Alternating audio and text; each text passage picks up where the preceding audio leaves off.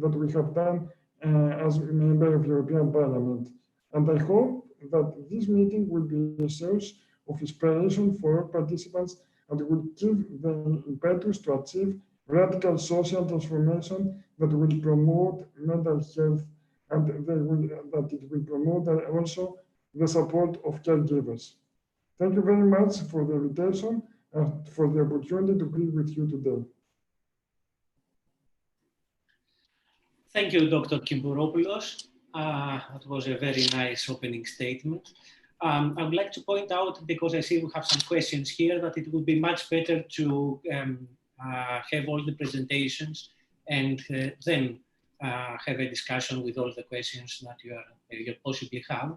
So let's keep all the questions for the end. And please have these questions coming in.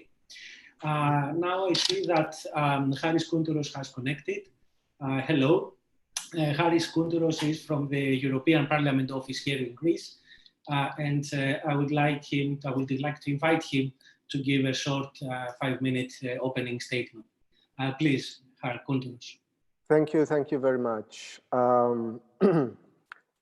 The right to the highest attainable standard of physical and mental health is a fundamental human right. Health is described by the World Health Organization as a state of complete physical, mental, and social well-being, and not just a lack of illness or infirmity. Yet, millions of our fellow citizens suffer from various physical and mental problems. As stated in the European Parliament's resolution on the promotion of gender equality in mental health and clinical research, in a global context marked by an ongoing economic crisis and the sharp rise in unemployment, in particular amongst young people and women, the incidence of mental health problems such as depression, bipolar disorders, schizophrenia, anxiety, and dementia is steadily increasing. Undoubtedly, the crisis caused by the coronavirus pandemic is aggravating the situation to a degree that is not yet measurable, while the long-term effects of COVID-19, including its effects on mental health, are not yet known. This is also stated by the European Parliament in its recent resolution on the European Union strategy on public health after the COVID-19 crisis. It should be noted that women and special groups of the population, such as migrants, refugees, and asylum seekers, HIV carriers, and the LGBTQI community experience greater risks for depression and other mental problems.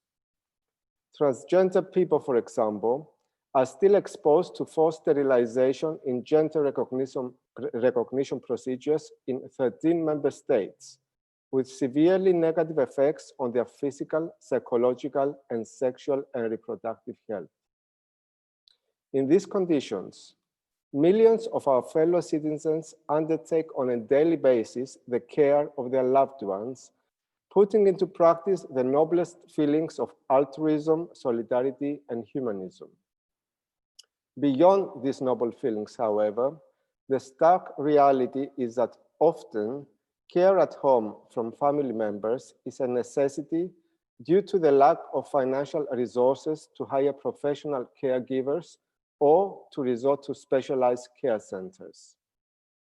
I would like to pay particular tribute to women who form the vast majority of home carers, whilst themselves often being sufferers of physical and mental problems due to a myriad of reasons, from domestic or gender-based violence and other crimes such as female genital mutilation, to conditions and illnesses that are exclusive or more prevalent amongst women, such as endometriosis, breast cancer, and hormonal changes due to the menopause, which are known to increase the risk of mental conditions such as Alzheimer's and depression. In this context, we welcome this year's conference organized by the Epione Association, which focuses on issues relevant to caregivers for people with mental problems. I would like to emphasize the need for timely and correct transposition by all member states of Directive 2019/1158 on the work-life balance for parents and carers, as well as the need to strengthen cooperation between government and non-governmental organizations that are active in the fields of health and care. The European Parliament, as the body in the European Union whose goal is the promotion of the interests of the European citizens, continues to work towards the improvement of our health systems, the prevention of diseases and pandemics, the provision of rapid, equitable, and affordable access to medicines and care, and the combating of discrimination. I wish you every success with the workings of your conference. Thank you. Thank you very much, Haris Kontouros. Again, if you have any questions, please write them and we will answer them at the end of the session. Now it's time for me to present Suzanne Wade. Suzanne Wade is the Managing Director from the Health Policy Partnership, and she will give us a 10-minute presentation about addressing depression in Europe, moving from words to actions. Please, Suzanne.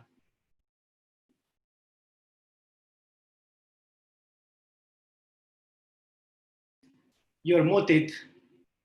You're muted. Suzanne, you're muted. Please unmute. Yes, okay. Can you hear me now? Yes, yes. Yes, great. apologies. Okay. Thank you very much for that introduction. As was said, I am Suzanne Wade and I work for an organization that focuses on health policy research called the Health Policy Partnership. And it's my pleasure today to talk to you about an ongoing project that we've been working on called Moving from Words to Actions. And before getting into the project itself, I wanted to just share a couple of statistics which are probably familiar to many of you, but I think it's important to always make sure that we remember these statistics and the significance of them, particularly in today's COVID pandemic situation. So the somewhat provocative title of this slide is Depression, Why Should Policymakers Care? And the reason why I put this here is because possibly one, I don't want to say a positive impact of COVID, is that people have focused in several countries anyway on the enhanced risks to mental health of the COVID pandemic, and possibly are paying a little bit more attention to mental health. But traditionally, there has not been parity of recognition between physical and mental health.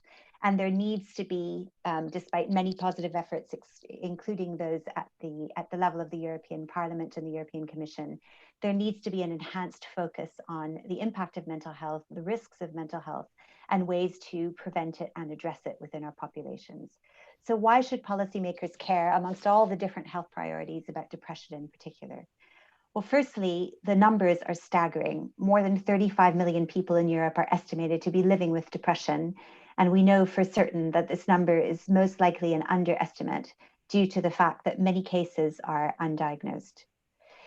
Also, worryingly, the prevalence is increasing, and it's not just increasing in one particular population. It's really increasing across all age groups. It's highly prevalent in the young and in adolescents, and it's also a real risk factor for older people, particularly those living alone. So that meant depression currently is thought to impact 1 in 10 Europeans. And as Harry's just mentioned, the particular risks for those who already are potentially marginalized from society or suffer disadvantages because of their ethnicity, gender, or other characteristics. Of course, the hard outcome that people look to in terms of the impact of depression is suicide. And depression is a known cause of suicide. Approximately 15 to 20% of people with depression end their life by suicide. And the cost to Europe, to European societies, not just in terms of healthcare, but also from a societal perspective, is tremendous, particularly when we look at lost productivity due to depression. So the Words to Actions project started off actually in 2018, and a number of organizations got together, and you can see their logos here on the report on the right, and including the EPA, which is represented today, and Gamian and UFAMI. And we got together around a table and thought, okay, there are so many different reports out there on depression. We don't need another policy report, but we do need to draw attention to the urgency of depression and to some critical needs that are not yet addressed. And notably, the end goal was really to try to make governments commit sustainable resources to tackling depression in all its complexity. And some of the underlying rationale for the development of this report were that despite all the talk about mental health, despite heightened awareness of and huge progress in recognizing mental illness as a critical public health emergency across all societies, there still is at a societal level a lack of empathy for depression. And also probably despite some very laudable policy goals, implementation remains patchy, and that is probably true across all countries. I've mentioned already the issue of resources. Resources tend to be constrained, they're scarce, and often fantastic projects don't necessarily move on from project stage. And the other important element that I think is important to recognize is that intervention works, and yet it's not broadly taken up across Europe. For example, greater prevention could reduce the incidence of depression alone by 21%. And providing all people with depression with evidence-based treatments could reduce the disease burden by 1/3. And we already know that there are huge gaps in access to prevention and treatment across Europe. So what we decided to do was, instead of merely stating what the problems were, which has been done in many excellent policy reports, we wanted to focus on what was possible. And what we did is, instead of looking only at what had been published in the published literature, we wanted to really take evidence from existing programs and projects across Europe that have been successful in tackling depression in all its complexity. And so our evidence base, if you like, was 19 case studies from across Europe, and they're all found in the report. And with that, we came to what are the 10 key factors that are really needed to drive a sustainable response to depression. And I won't go through all 10 of them, but some key points were the need to really take a preventative approach across all different stages of depression. Taking a joined up approach to suicide prevention, particularly, and there's some very interesting examples where there's a national office for suicide prevention, for example, in Ireland, which takes a joined up approach against the ministries of health, justice, and employment and various other services. The integration of services, fragmentation of services is a key issue for patients really in all countries.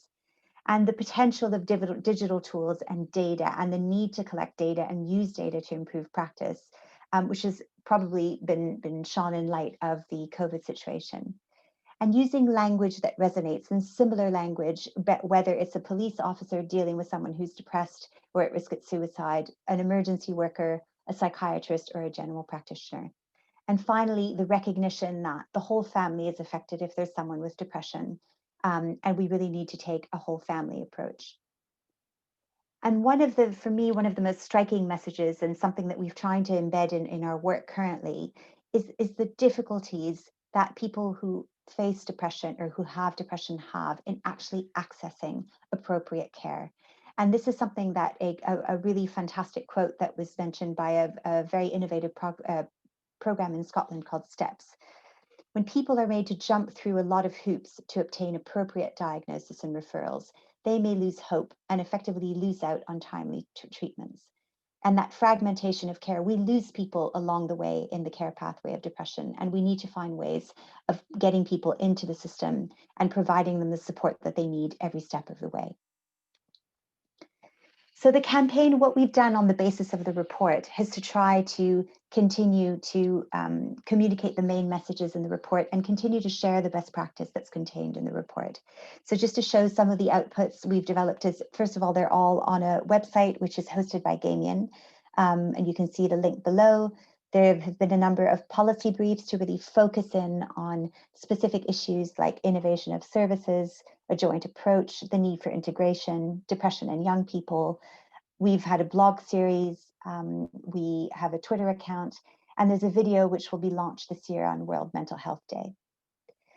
But publishing reports are great, but it's a first step. And I think the key question that all of us who work in the field of policy research always need to ask about ourselves is, what happens beyond the report. And so what we're currently working on is taking the recommendations of the report really as a starting point for trying to develop a kind of policy assessment checklist or a scorecard to try to assess how are different countries doing in terms of addressing the proposed recommendations. How do you measure progress? What are the metrics that actually exist? And how can you look at these metrics over time to try to see whether progress is being made? And so we've developed on the basis of data available and also of stakeholder interviews in different countries with the focus on Italy, France, Romania, and Belgium. We're trying to develop this scorecard or assessment checklist. And the focus areas that we have chosen to address are listed here: integrated services, data to drive change, engagement and empowerment, digital tools embedded in practice and financing. And this scorecard will be launched in 2021, hopefully at the European Parliament, if conditions allow, if not in a webinar and a virtual setting such as this one. And with this work, and then these are my concluding thoughts, I think there is a real willingness and a need to get different people, different stakeholders around the table to try to find a unified voice in trying to tackling the embedded problems that people with depression have been facing for years.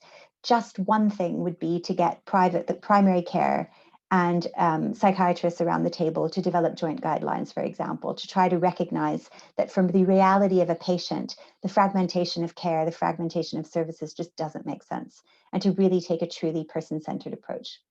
Thank you very much. Thank you, Suzanne. Thank you very much for this very interesting presentation. I think we will move next to the next presenter, who is Professor Philip Goldwood, who is a professor of psychiatry at the St. Anne Hospital and also the president of the European Psychiatric Association, which reminds me that I have to pay my dues for this year. And Professor Goldwood will present us a very timely topic about the lessons learned from COVID-19 for the treatment of depression. Please, Professor. Thank you. You see the slides? Yes. Can you make them full screen? Great. So thank you very much. Definitely a very important point, and definitely I share many points that were already raised by Suzanne. The main idea for us is just to raise concern about this impact of the COVID on mental health care of every citizen in Europe, and why it is probably one of the most important aspects about mood disorders and depression. You know, what I really appreciate with the European Psychiatric Association is that we gather so many different countries. Yes, we are under the flag of Europe, but so many differences between one country to the other one. The COVID was a good example for that. Some of our countries, France, Italy, Spain, and UK, for example, were especially having a very high number of deaths linked to the COVID.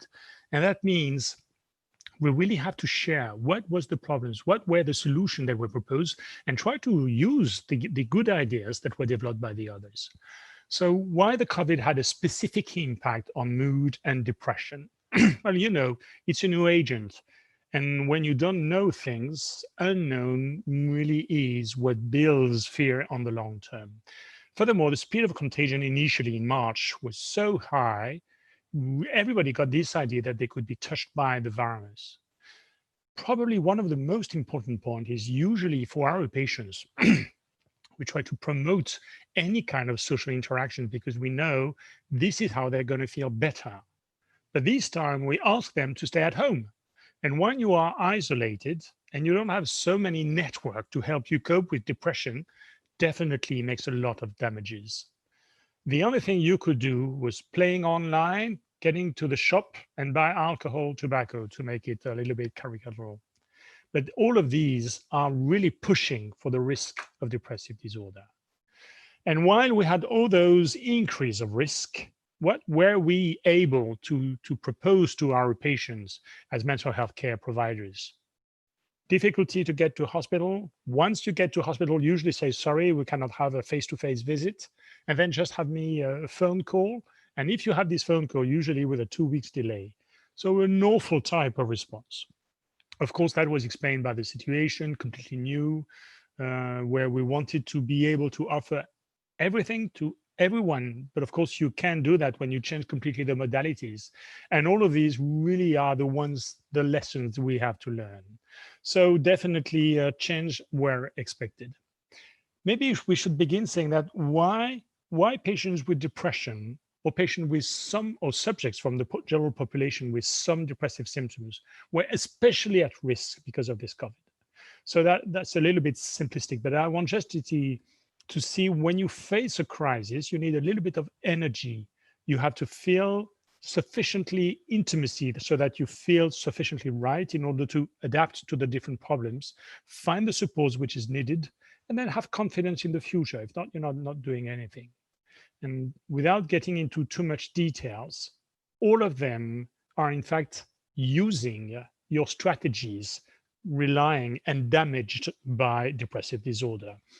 Psychomotor retardation, poor socializing, poor cognitive flexibility, lower capacity of planning, higher level of anxiety, all of them makes things more difficult when you are depressed.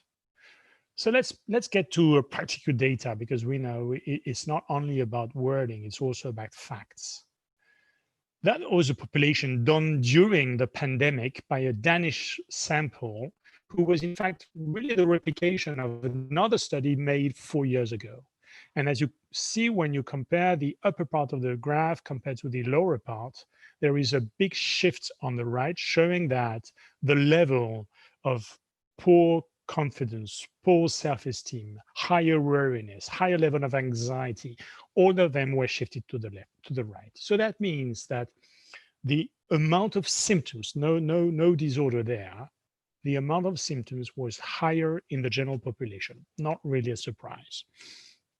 But if you look at the samples of those that are being treated by mental health care providers, such as psychiatrists, all of them also had a higher level of both depression and anxiety. And it's even worse, as you can see on the right part of the screen, for bipolar disorder, which is usually more severe than depressive disorders. So it's not only that you have more symptoms in the global population, it means also that those having already depression is going to have a higher severity type of disorder. But thanks to that, at the European Psychiatric Association, we were very keen to see, please give us your solution, your ideas, whatever you can do to help us cope with this difficulty. So sharing quickly, widely, all national experience and techniques was really impressive. And I just like to share this aspect where in March 2020, we had 50 articles published on the COVID. That was completely impossible 2 years ago, because usually with the reviewing process, it needs time. So we were able to adapt the scientific strategy to have good facts, but nevertheless with a much higher speed. Changing the organization of the departments and the wards. That's the case, for example, in my department, where in 72 hours, we moved from a 20 beds devoted to suicidal risk to only those patients having any kind of psychiatric disorders, but COVID plus, in order to avoid spreading the disorder everywhere.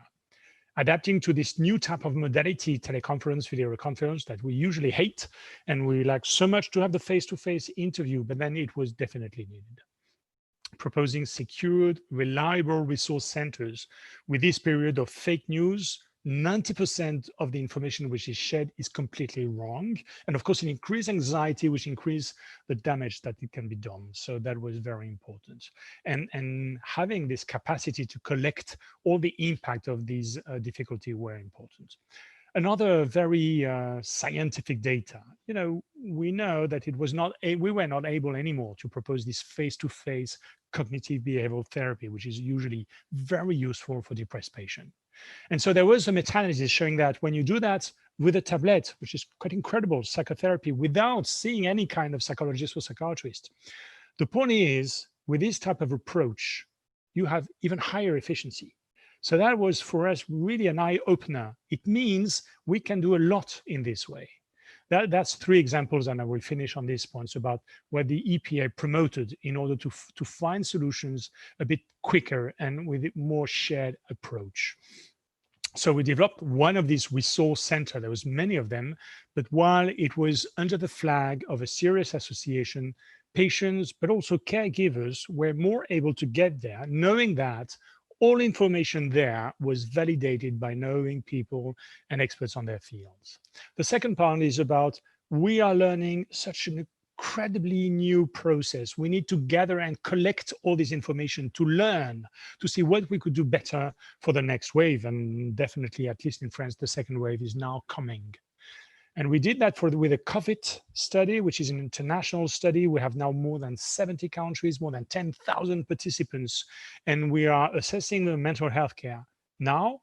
And we will do that 1 year later and see what will be the change, and definitely hoping that we will have much more weapon in order to fight this kind of crisis. And the last one will be the EPA ambassadors. We found 1,500 clinicians working in the mental health field, asking them about what were the difficulties they encountered in all the different countries in order to prepare a map where we could see what everybody had in their own department, in their own country, as pros and cons, facilities and difficulties, in order to find a kind of a global description of all the progress we could do. Thank you very much for your attention.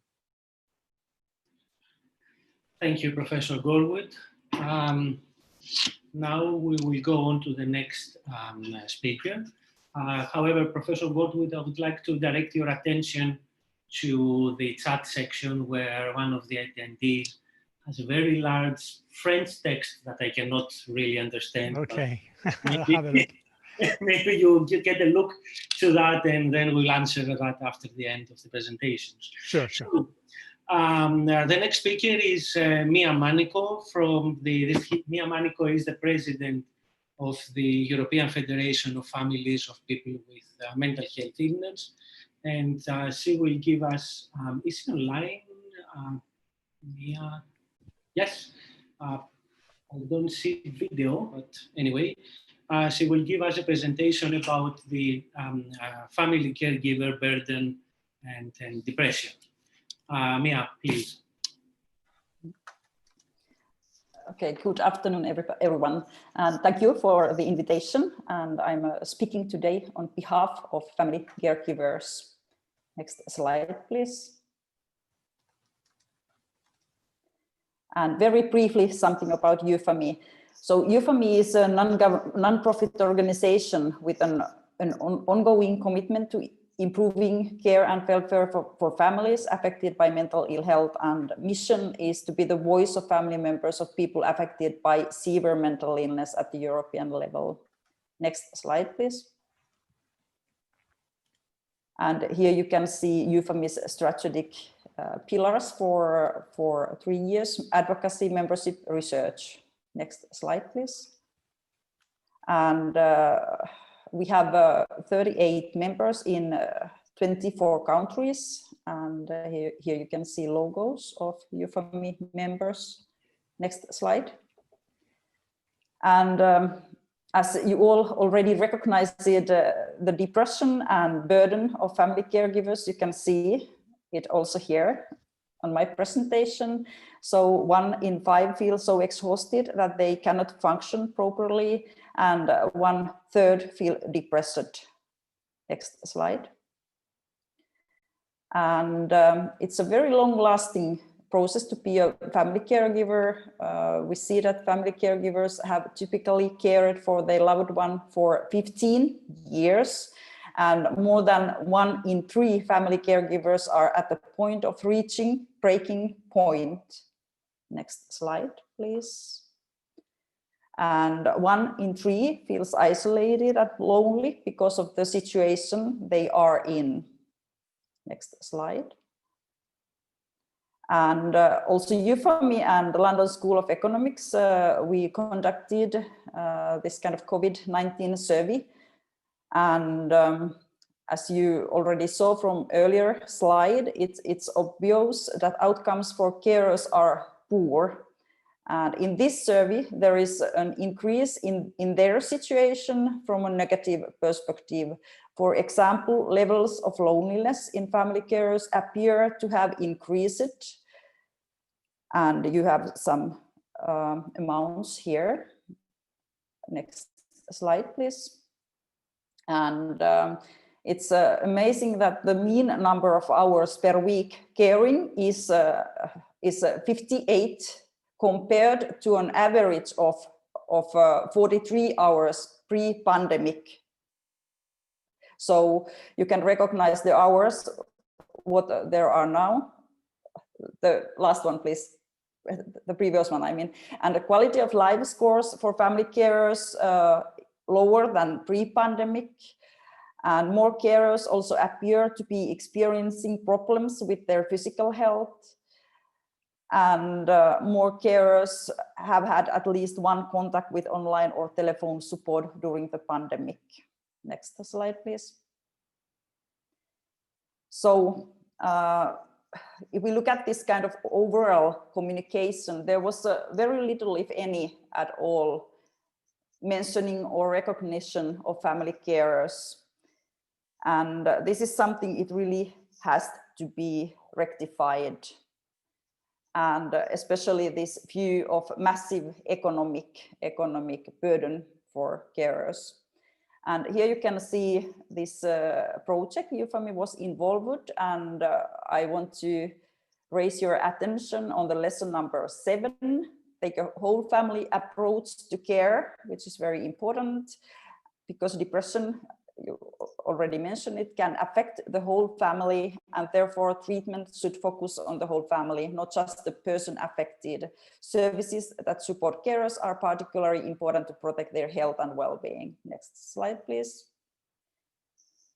And family carers, they need support, information, and emotional support. Very high percentage, you can see. Next slide, please. And family carers, they want to have more opportunities to meet professional carers. It's a very high amount of family carers. 93% of them like to meet professional carers. And also family carers, they would like to meet their peers and learn from them. Next slide. And here is one brochure or leaflet created by Eufami. It's learn to care for yourself while caring for a loved one with depression. Next slide. And I also want to mention this prospect program, and because there are many ways to reduce the risk, family carers' risk for depression, their own depression. And prospect program is one, and it's delivered in many European countries, and it really teach some important skills for family carers, them to reduce the risk for depression. Next slide. Here you can see the content of this program and these very many important skills for family carers. Next slide, thank you. Thank you, Mia, for this presentation. I think this concludes the presentations of this session. And now we may proceed to questions. So if you have any questions, please feel free to type them in the special Q&A box or in the chat. And I will start asking some of them in chronological order. The first question is for our Member of Parliament, Dr. Kibouropoulos. And the question is whether the European Parliament is going to accept the current budget that was decreased of 33%. Now that is a probably political question. I don't know if the Member of Parliament wants to give an answer. Yes, thank you for this question. It's a very important question because European members of the European Parliament, that we know what health is, we fight in order to increase this decreased amount of percentage in the EU for health program. So I myself also will try to do our best in order to deliver the message in the committee that it's needed to increase this percentage.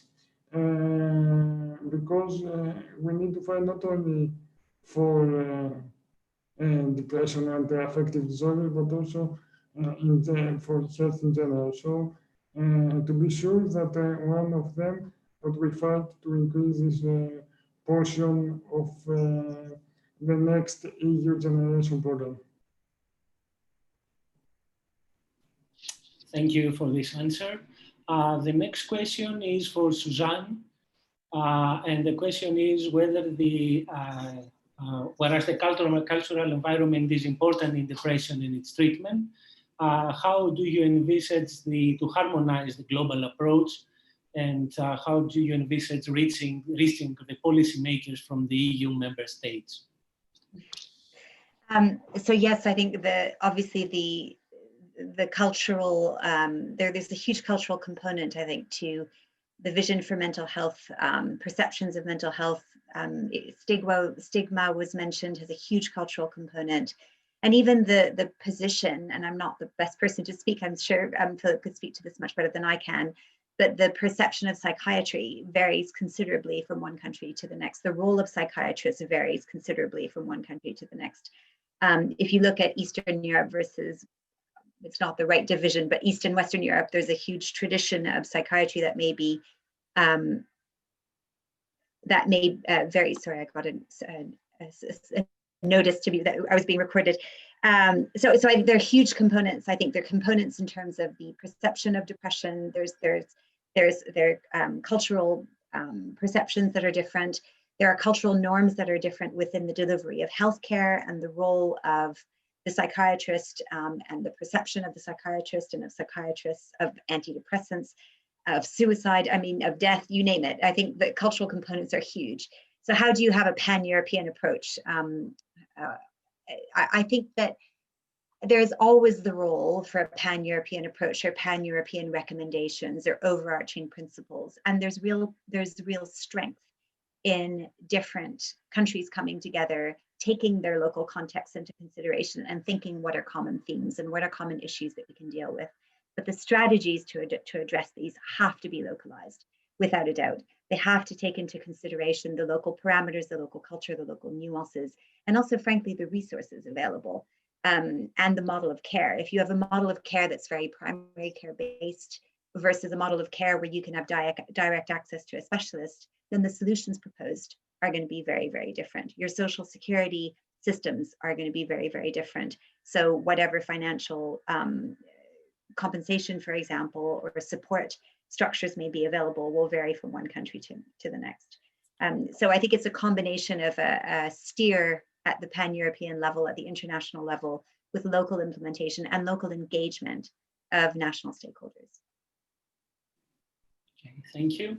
I think a closely related question is from Roland Posset for Mia. And the question is that, well, the point is that you have to deal with patients in their language. And this is the problem in the European Union, that we have different languages. So Mia, how do you think that the UFAMI copes with this problem of different languages and how to better reach patients in their own language? Mm-hmm.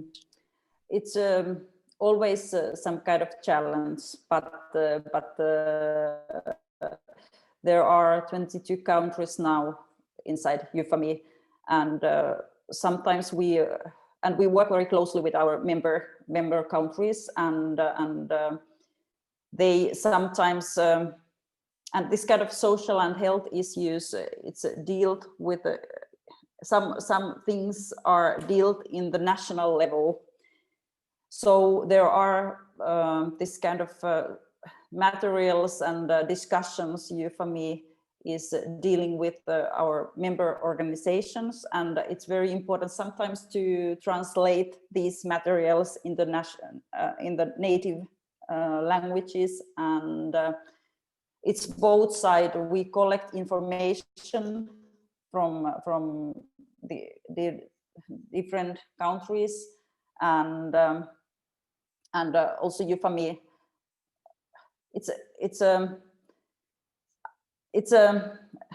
But I think so that it's a very good question. I think, yes. Maybe I have not more to say just now, but of course it's always some kind of challenge, but not too big for for us, and it's just very great to collect the information from national countries and to deliver it, and the experiences of family carers and patients, they are always very same, in fact, in different countries. When we are talking about experiences, and but when we are talking about healthcare systems, then there are some differences, and there are Great. yes. Thank you for your answer.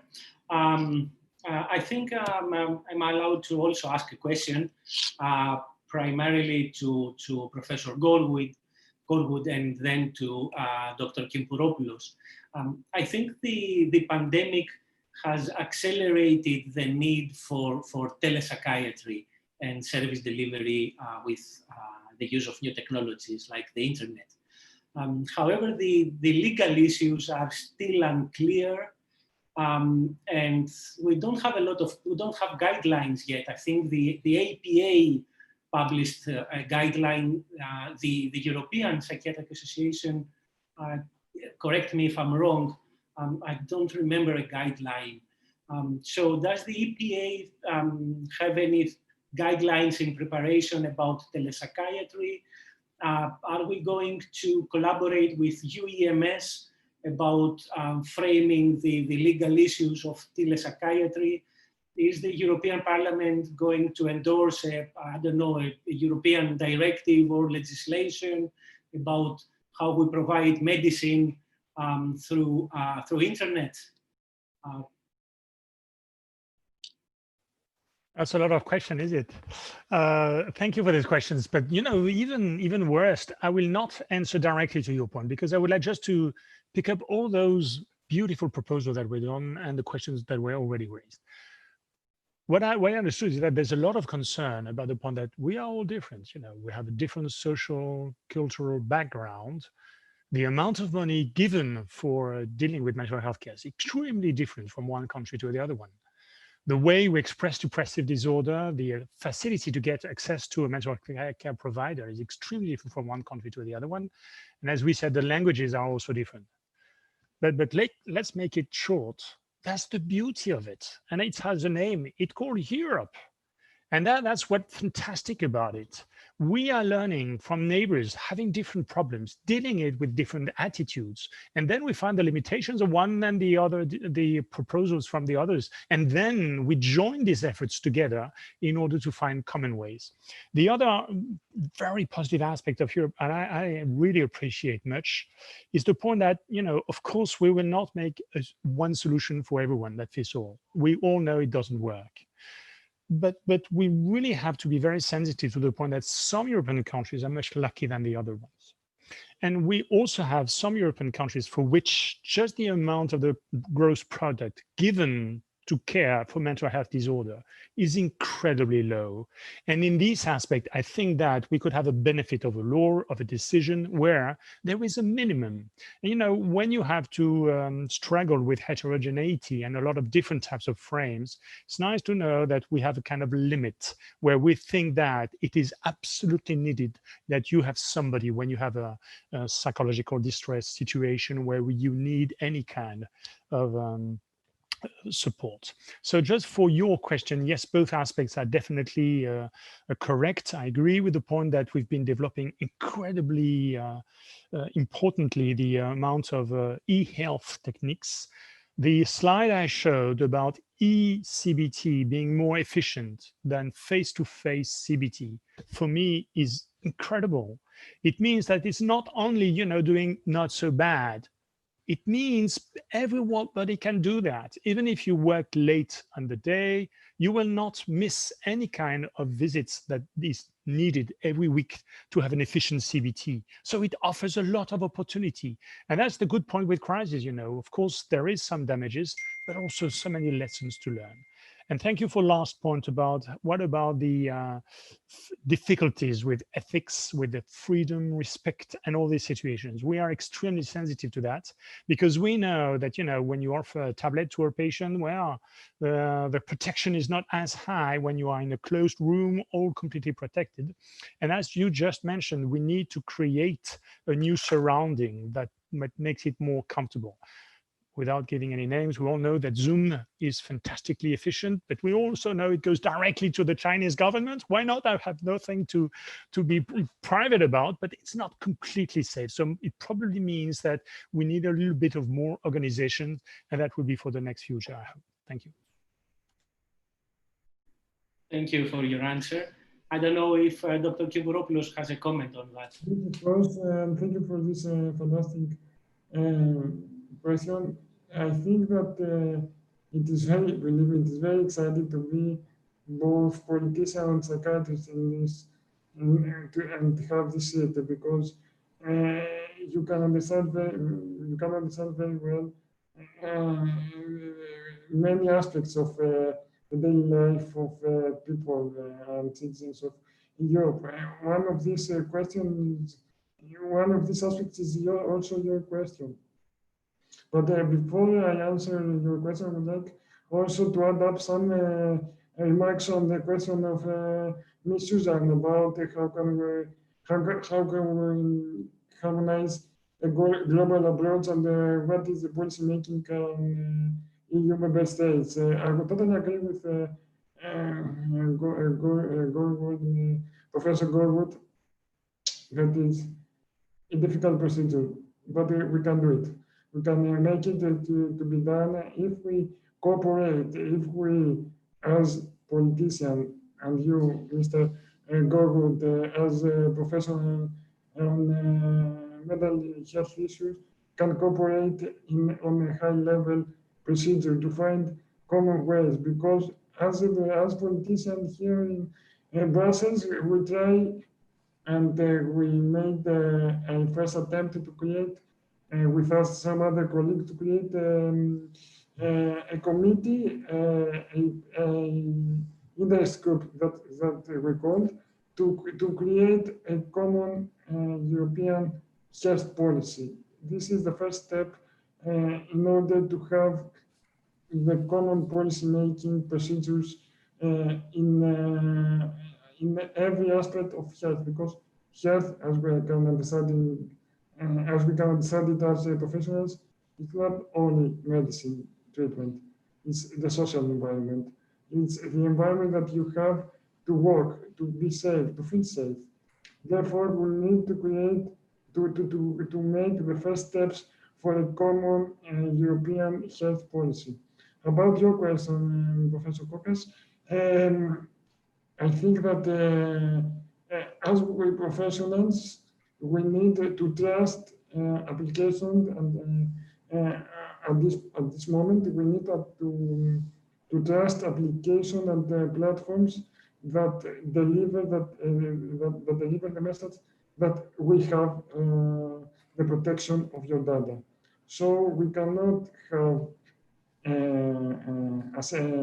psychiatric assessments through any of the applications, but we need to have a well-known impact about what the application offers, and this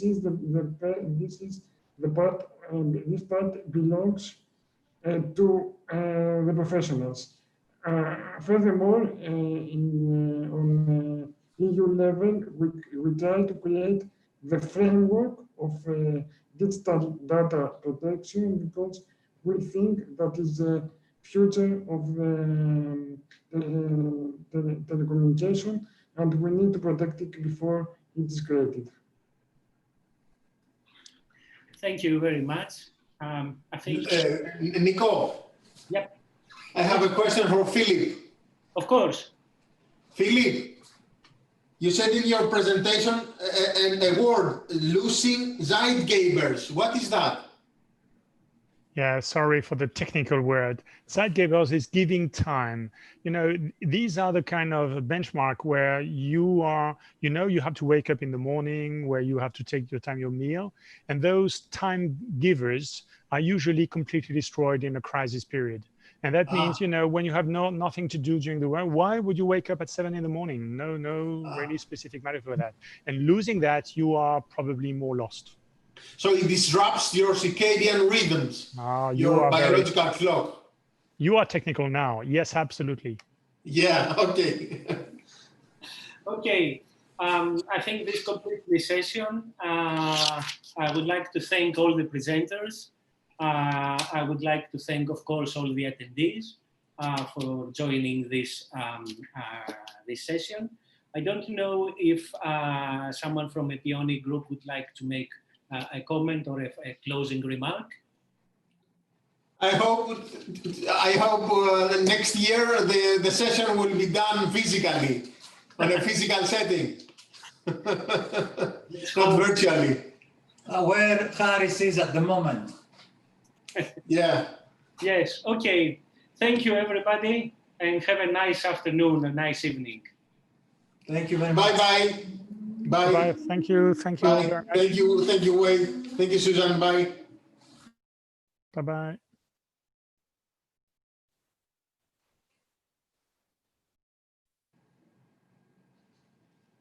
Ευχαριστούμε πολύ, Στέλιο. Να είσαι καλά, Σπύρο.